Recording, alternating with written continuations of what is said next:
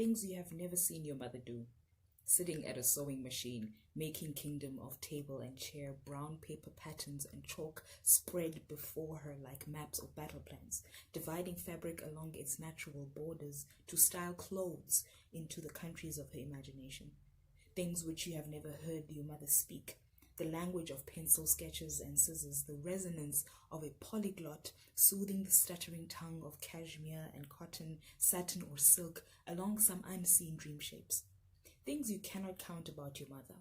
The number of buttons she has restored, the splits she has sealed, seams under strain, lengths she has hemmed, needle in one hand and thread in the other, and how many times she has licked one end of that thread into a point sharp enough to fit through an eye. But things you do know about your mother. She never mends without unraveling. She listens to both sides of the wound, lets it breathe until it can speak, until it tells her what kind of stitch is needed for healing. You also know that after all the unraveling and speaking and unraveling, she ties a knot so tight it is a living will, an heirloom never to be undone. This knot holds together what is lost between two pieces of fabric. It is how you know she is a storyteller, by how she seeks the best point from which to pierce a narrative without wounding it again, the pathways she finds between characters as stubborn as denim, the new ones she must make, the healing that comes from new thread, making its way through ancient hurt, how she follows the path of piercing and seals us. There are other things that she has threaded in you with the same precision along the seam of tearing skin. She turns it inside out, stitches from within, grapples with the fraying, reconciling threads imperfectly.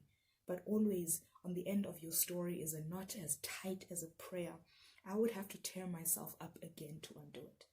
So here now, today, we are being turned inside out and pierced, tracing the torn places and finding how they might speak to each other out of the lips of wounds, reminded that a stitch only follows an unraveling. We are unraveling, forced together at needlepoint, to remember the days of sitting at mother's feet, not quite paying attention as she taught us how to thread, and I how to tie a knot tight enough to hold a community, a planet, to mend a village through its children, forced to remember ways of healing disguised as hemming stitches.